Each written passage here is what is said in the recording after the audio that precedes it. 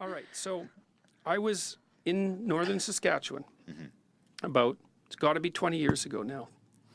And I had gone to visit some cousins that I hadn't seen for years. And I was close to them when I was young, and I admired them. They were the woman in particular, she was the most beautiful woman I ever met.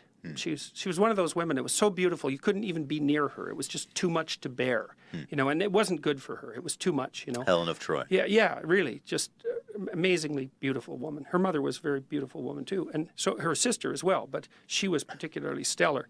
And I was very close with her sister, who was my age. And we went to visit them in this little town in Saskatchewan, and she was living in a basement apartment with a baby, and this is the beautiful woman. And it wasn't really happy time. Like, I had gone off to university, and my sister was with me, and so was my brother. We had gone off to have our adventures, and they had kind of stayed in this little cloistered small town environment, you know. And I thought they were both.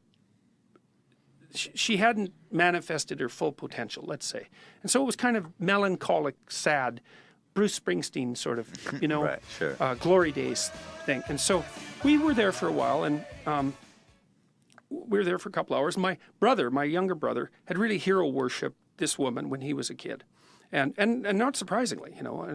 And when we left, my sister, who's a very clear-headed person, turned to me and said, "Glory days," in reference to the Bruce Springsteen song, and that was kind of sad, you know, and because it was right. And my brother just got upset. He was just upset about that because he thought that what my sister had said was mean, and perhaps it was, but it doesn't.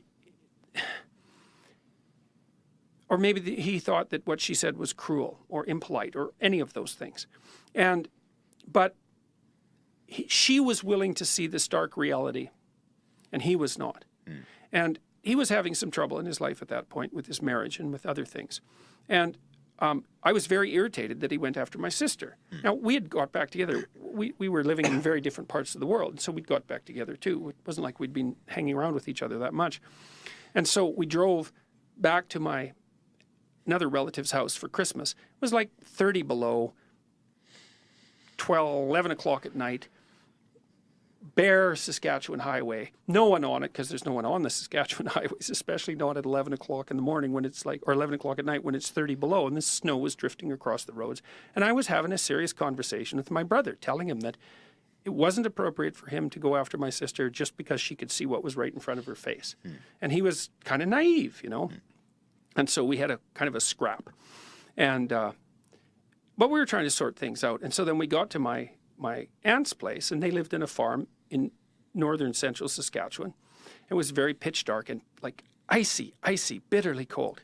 It must have been, I said 30 below, but I think it was colder than that. It was plenty cold, man.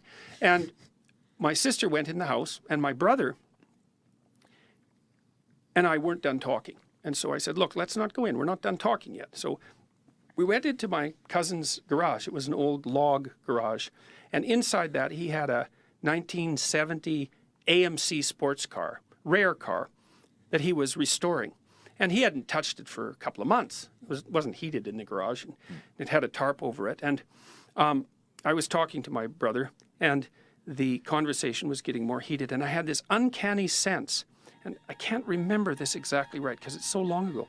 I had this uncanny sense that something was going to happen. And I said to him, I knew he had been reading Carlos Castaneda, and there's a bird in Carlos Castaneda that shows up now and then when Castaneda has something to learn. And I said, you should be careful, because if you don't open your eyes, then something is going to come to visit you that you do not want to see. And at that very moment, there was inside the trunk of that car, which had been sitting there not being touched for like a month, there was the beating of large wings, and it was really, really loud and really obvious. And there was a sense of there was a sense of the uncanny around it, you know. It was like it was so perfectly timed. It was a synchronous moment. Your brother heard it. Oh yeah, my brother heard it. Oh yeah, we both heard it. That was for sure. We both heard it. Yeah, and I said that's going to happen again, and it happened again. I said that's going to happen again, and it happened again. So it happened 3 times. And 3 is an interesting number, because if something happens 3 times, it's like it's not once. You know, it's 3 times. Yeah. I said, you know, That a pattern. This spirit of wisdom has visited you, and you have something to learn, And so we both left the house, and we were quite shaken up by that. We didn't know what to say. Did you look in the trunk? No, Like, no. Hell no, to the no, no, no. Yeah, to the no, hell to the no, to the no, no, no. Listen. Well, no, and that's a great question, because afterwards we both thought, well, why didn't we just go in the house and get the keys? But I'll tell you, when something like that happens, that isn't what you do. That's all I can say about that. It's like there wasn't anything in the trunk. Like there wasn't an owl. There wasn't an owl in the trunk. It's like, first of all, how could there be an owl in the trunk? Sure. First, it would be dead. It's 40 below. Like nothing lives, when it's that cold. And what? It's just sitting there waiting for that moment to flap its wings. Sure. It's like, so part of the reason we didn't. You both knew Yeah, there's nothing in there. That's right. You don't. Interesting. It was so obvious that the right response wasn't when the bird of knowledge visits you in the middle of the night to teach you something. The right response is not to look in the trunk. Right. So we walked in. We walked into the house, and that's fine. And so he went to sleep, and he came to me the next morning. He said he had a terrible nightmare that he was fighting off this demonic creature at night with a electric carving knife. And so we talked about that. And that was all well and good. And so then about 4 years later, we went back to the same place. And we were walking, my cousin, they had a house and then another house about 1/8 of a mile away on the same farmstead. And we were staying in the second house. It was an old house. And so we were walking back from the house where this had happened to the other house, and we were talking about it because it was an uncanny experience. And there were some other things that happened associated with it that I can't explain. It's too complicated to explain them. And so we walked into the house, and we turned on the lights, and we got to the moment where we were talking about the bird appearing in the trunk, and the lights went off in the house. And so it was like an echo. It was like a tap. It's like, this happened 3 times, and whap! Like, here's a reminder that it happened. And, well, that was that. That was the second ghost story, and it was like, not explicable. And not explicable to him either. And It's great that you guys shared that. yes, Yeah. yes, definitely. Definitely. Do you still talk about it with him from time to time? Oh yeah. Yeah. We still talk about Incredible. it. But we don't, there's no explaining it any more than there Is was. that car still there in the garage? No, I don't believe so. It was a long time ago.